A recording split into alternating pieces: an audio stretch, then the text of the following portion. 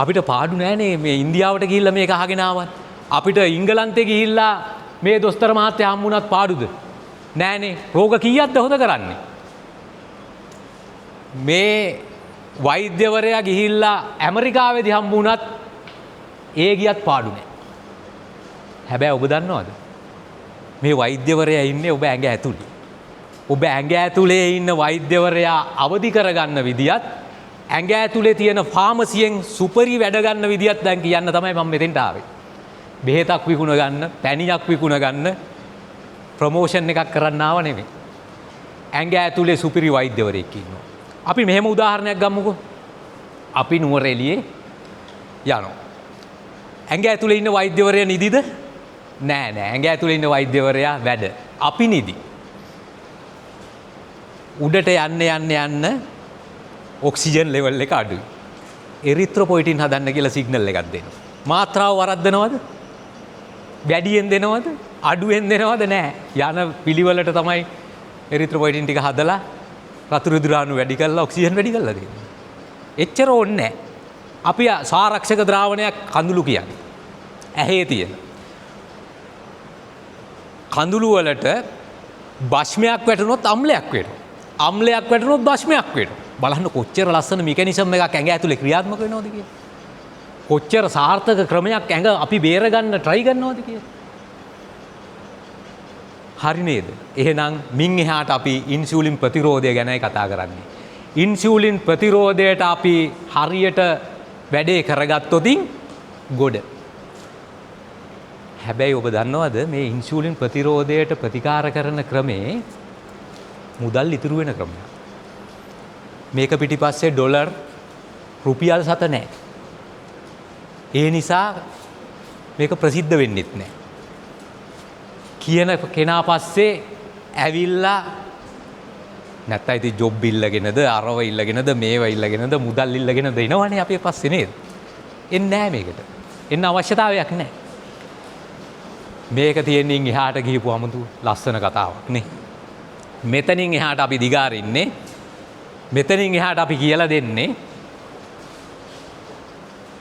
Insulin ප්‍රතිරෝධයට ප්‍රතිකාර කරන ක්‍රමවේදය. ඒ කියන්නේ ඒක කාටද බලපාන්නේ? දියවැඩියාව ඇතුළු බෝනවන රෝග වලට තිත තියෙන විද්‍යාත්මක සංකල්පය තමයි මෙතනින් එහාට කතා කරන්නේ. ඒකට ක්‍රම කීයක් තියෙනවද? ස්වභාවික ක්‍රම 4ක් තියෙනවා. ඒ 4 තමයි ප්‍රබලම. ඒ 4න් මේ සම්පූර්ණ දියවැඩියාව ඇතුළු බෝනවන රෝග වලට තිත තියන්න පුළුවන්. තව විදියකින් කියනවා නම් 85%ක් සෞඛ්‍ය ශාස්ත්‍රය වග කියන කොටස තමයි මින් එහාට අපි කතා කරන්නේ. එතකොට අත්මිදිය හැකි මග. ඊට කලින් මම පොඩි දෙයක් කියන්නද මේකට ප්‍රවේශයක් ගන්න කලින්. ඔබ දන්නවා ඇතිනේ මම වික්‍රම ෆාමසිය කරන්නේ නේද? ෆාමසියට ආවට පස්සේ මම ෆාමසිස්ට් කෙනෙක්. ඉතින් ආවට පස්සේ කොහමද දෙන්නේ අම්මලා තුණ්ඩු ටික? ඔක්කොම ගෙනත් දෙන පුතේ කියලා දෙනවා ඔක්කොම මේක බලලා දෙන්න කියලා. එතකොට අපි ෆොටෝ එකක් ගහගත්තා. ඒ අර දෙන මිටියේ ෆයිල් එකේ. එයා අපෙන් බෙහෙත් අරගෙන තියෙනවා 2011 3 වෙනි මාසේ 20. දියවැඩියාව කියලා දැනගත්ත දවසේම ඇවිල්ලා මේ බෙහෙත් ගන්න අය දන්නේ නැති මේ කතාව. මට වැඩිය හොඳට මේ කතාව දන්න. ඇවිල්ලා මොකද්ද කරේ? 2011 3 වෙනි මාසේ 20 ගත්තා මෙට්ෆෝමින් ග්ලික්ලොසයිඩ් බීකෝ ෆස්ට් ලයින් ට්‍රීට්මන්ට් එක විදියට දෙන. වරදක් තියනවද? නැහැ. අම්මා ගිහිල්ලා බිව්වහම මොකද වුනේ? සීනි අඩු වුණා. අපිටත් සතුටුයි, වෛද්‍යවරුන්ටත් සතුටුයි, අම්මටත් සතුටුයි, පවුලේ හැමෝටම සතුටුයි. මේක හරි සරල වැඩන්නේ. 108යි නේ ගියේ. එහෙම අඩු වෙලා පාලනය වෙලා ලස්සනට ගියා නම් අපි කවුරුත් සතුටුයි. නමුත් උනේ ඇයි? උනේ මොකද්ද? මාස 3ක් විතර යනකොට කියවන්න ගියා. දැන් හොස්පිටල් එකට එනවා.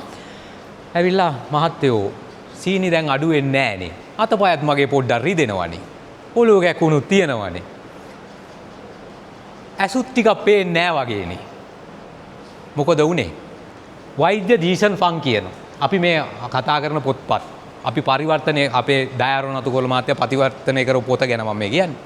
ඒකේ කියනවා වෛද්‍ය ජීසන් ෆන් කියනවා ඇමරිකාවේ හිටපු දියවැඩියාවට ගන්න බෙහෙත් හරියට සාලේ තියෙන කුණු ටික ඇඳන් යටට මේස ආස්සේ සිවිලි මාස්සේ වගේ හැංගුවා වගේ වැඩක් තමයි බෙහෙත් වලින් කරන්නේ. ඒ කියන්නේ ලේවල සීනි අඩුයි. ගියා හරි ෂෝක්. බැලනකොට 80යි 85යි තියෙන්නේ. හරි කතාව ඇත්ත. අපි බලන්නේ ලේවල සීනිනේ. ඇයි අපි කතා කරන්නේ නැත්තේ ඇඟේ සීනි? ඇස්වල වකුගඩු වල ෆැටි හાર્ට් ෆැටි liver ප්‍රශ්න ගොඩයිනේ. මේ අම්මට මොකද වුනේ? මාස 6ක් විතර යනකොට ඇවිල්ලා කිව්වා. තව බෙහෙත් දෙකක් විතර වැඩි කරා. අම්මේ නරකද ඇස් පොඩ්ඩක් පෙන්න ගත්තොත්. ඇස් වලටත් ගියා. අම්මේ නරකද වකුගඩු සම්බන්ධයෙන් ડોක්ටර් කෙනෙකුට පෙන්නුවොත් අවුරුදු 3ක් විතර බෙහෙත් ගන්නකොට කියන. ඊට පස්සේ නරකද අම්මේ මේ ඔය නියුරොලොජිස්ට් කෙනෙකුට පෙන්නුවොත් නේ කැක්කුම් අරව මේවත් එක්ක දැන් ඉතින් ටිකක් අමාරුයි නේද? මේ කියන කතාව අපිට හොඳට තේරෙනවා. ෆාමසි ඉන්නකොට මේ කතාව තේරෙනවා. ඒ කියන්නේ අතනින් පටන් ගත්තු දේ ටික වැඩි වෙලා ඇවිල්ලා අර අවසාන තුණ්ඩුවේ අවුරුදු 10කට පස්සේ තුණ්ඩුවක් තියෙනවා. මං කියන්නේ තුණ්ඩු මිටිය මේ දෙන්නේ කියලා. ඒකේ තියෙනවා ඔබ විශ්වාස කරයිද දන්නේ නැහැ. බිල 73000යි. අපි 1,50,000 බෙහෙත් දෙන අය ඉන්නවා. තුණ්ඩු තියෙනවා. අපිට ඕක බොරුවන් මාසෙට මොකද වෙන්නේ? දියවැඩියාව කියලා දැනගත්තාම ඇත්තටම ගොඩක් අය මේ පිට රට ඉන්න දූලා පුතාලා උදව් කරන අය ඉන්නවා. අපිට සල්ලිත් එවනෝ එහෙම. මේ බෙහෙත් ටික අරන් දෙන්න. මම නම් වීඩියෝ එකක් දානවා මගේ. මේක අම්මට පැහැදිලි කරලා දෙන්න මේ කතාව කියලා. නමුත් කොච්චර දුරට අහනවද දන්නේ නැහැ. ස්වභාවික ක්‍රමයක්, සරල ක්‍රමයක්, පහසු ක්‍රමයක් නැහැ. අපි ලොකුම කුට්ටිය කඩා ගන්න, මුදුන වෙන්න, ලොක්ක වෙන්න, ලංකාවේ ඉන්න හොඳම වෛද්‍යවරයා ගාවට අපි යන්නේ. එයා දෙන්නේ මෙහෙමයි. ටෙස්ට් ටිකට 35000යි. මට රක්ෂණයකුත් තියෙනවා. මං ඒකෙනුත් ගෙව්වා. මෝඩ චූනුත් තියෙනවනේ නේ. අපේ රටේ නැති කරන්න බෑ. කමක් නැහැ. ඒවත් තියෙන්න ඕනනේ. කමක් නැහැ. ඒව දීච්චාවේ. වැඩේ තියෙන්නේ මෙතනින් එහාට. දැන් ඔය කියන ටික සෙට් වෙච්ච විදිය පොඩ්ඩක් බලන්නකෝ. මොකද්ද මේ කතාව කියලා. දැන් ඉතින් අවුරුදු 10ක් යනකොට 73000ක බිලකට සෙට් වෙන්න තරම් මෙතන වෛද්‍යවරු 3 දෙනෙක් ඉන්නවා. ස්පෙෂලිස්ට්ලා 3 දෙනෙකුට පෙන්වන්න වෙනවා. එතකොට අතනින් පටන් ගත්ත එක අතනින් අවසන් වුණේ. මම මේ කියන්නේ ස්වභාවික සාමාන්‍ය යන රටාව. ඔබ සාක්ෂි දරන මේකට gedara දියවැඩියා රෝගියෙක් ඉන්නවනේ. අයි දෙකක් නෑ ඒක. හරියටම සාක්ෂි දරන මේකට. එහෙනම් දැන් මෙච්චර අගේ කර ඕවා කියන්න ඕනේ නෑ නේ. මං ඔය නිකන් නේ අර මේ පින්තූරයක් දාලා කිව්වේ. කතාවට බහිමු. පියවර 4කින් තමයි මේ වැඩේ ගොඩ දාන්නේ. ඔබ දියවැඩියා රෝගියෙක් හෝ දියවැඩියාවට නැඹුරුතාවයක් දක්වන කෙනෙක් නම් අර මං කිව්වා වගේ ඉස්සෙල්ලා මං රෝග ගොඩක් පෙන්නුවේ. ඒවා නිදිමත ගති, තරබාරු ගතිය, ඒ වගේ දේවල් තියෙනවා නම් මුලින්ම අපි කියනවා ඔබ වැඩපිළිවෙලක යනවා නම් වෛද්‍යවරයෙක් සමග කොහේ හරි ගිහලා මේ කොළඹ හරි නාගොඩ රෝහලේ හරි කොහේ හරි වැඩපිළිවෙලක් කරගෙන යනවා නම් අනේ අපේ වැඩපිළිවෙලත් එක්ක ගැටෙන්න යන්න ඕනේ නැහැ. ඒක කරගෙන යන්නකෝ. කමක් නැහැ. සරලයි. ඔබ කරන වැඩපිළිවෙල කරගෙන යන්න. ඔබේ වෛද්‍යවරයා සමග සාකච්ඡා කරන්න. ඔබ කරන වැඩපිළිවෙල කරගෙන යන්න ගැටලුවක් නැහැ. මෙතනින් එහාට වුණ දැන් එක පියවරක් එතනම ඉවරයි. දෙවනි පියවරේ ඉඳලා තමයි වැඩේට බහින්නේ. දෙවනි පියවර මොකක්ද? දැන් මං කාටද ප්‍රතිකාර කරන්නේ? ප්‍රතිකාර කරන්නේ ඉන්සියුලින් ප්‍රතිරෝධයට. රෝග මූලෙට. රෝග මූලයට ප්‍රතිකාර කරන පළවෙනි පියවර තමයි අමතර ආහාර අතාරින්න. අමතර ආහාර අතාරින්න ගමන් ටිකක් හිතට අවුල් නේ. අමතර දේවල් අපි කොච්චර කනවද නේ? කේක් කෑල්ලක්, කෙසෙල් ගෙඩියක්, සීනි දාලා තේ එකක් නේ කැමති නේද? නිකන් මොකද්ද වගේ නේ අතාරින එක. හැබැයි මේක අතාරින්න පුරුදු වෙච්ච අයට හරීම සතුටක් එනවා. දියවැඩියා රෝගීන් නම් ඒගොල්ලෝ කෙලින්මම ගොඩ යනවා. හැබැයි මම කිව්වේ නෑනේ කන වේල අඩුවට කන්න කියලා. අපි මොකද කරන්නේ? උදේ 8ට 9ට විතර අපි 10ට විතර මොනවා හරි කනවනේ. ඒ නිසා දැන් ওই පොඩි දෙයක් කාලයක් කියලා මාළු පාන් ගෙඩියකුයි ප්ලේන් ටියකුයි ගහලා යනවා. කිසිම වැඩක් නැති කෑමක් නේද? අපි කියන්නේ කන වේල ශක්තිමත් කරලා තියන්න, ඇඩ්වාන්ස් කරන්න කන වේල තව වේලක් නොකන ගානට. මං ආවේ එතකොට කන්න එපයි කියන්නද මෙතන? හොඳට කන්නේ කියන්න ආවේ. කන වේලයි තව ඒකට ඉඩ නැති වෙන්න හොඳටම කාලා තියන්න. හරි. ඊට පස්සේ දවල්ටත් කෑවා. හවස 3-4 වෙනකොට ඉන්න බෑ. උපන්දිනේට ගෙන ආපු කේක් කෑල්ලකුත් තියෙනවා. සීනි දාලා තේහෙකුත් බොන්න හිතෙනවා.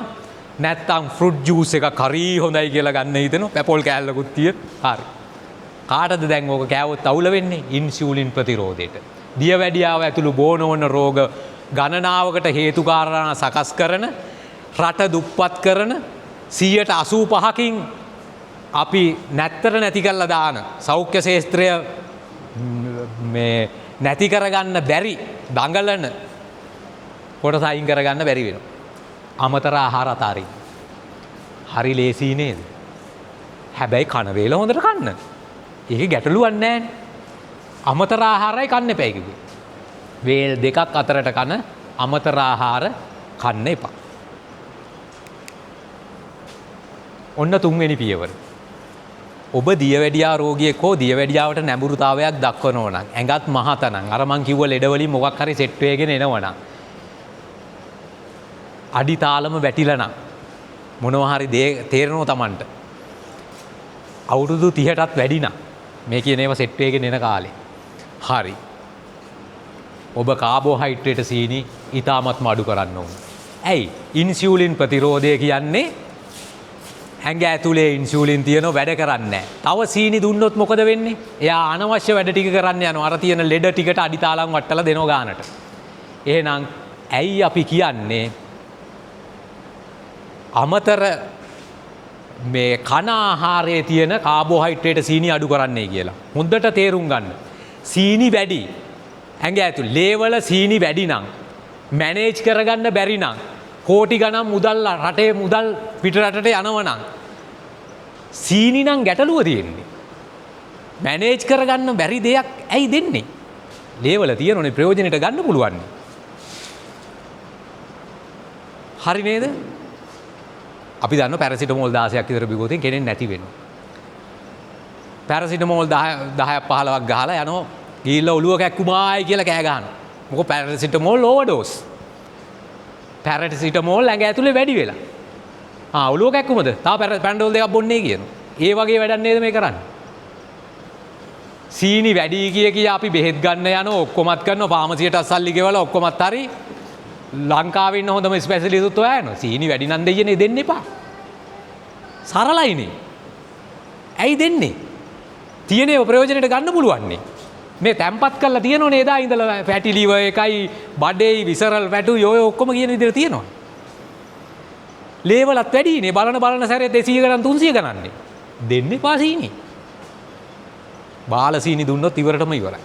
එහෙනම් හොඳට තේරුම් ගන්න තුන්වෙනි පියවර විදියට අපි පැහැදිලිවම කියනවා ඔබ සීනි කාබෝහයිඩ්‍රේට් ලෝඩ් එක සීනි ලෝඩ් එක අඩු කරලා දාන්න. පුළුවන් තරම් අඩු කරන්න.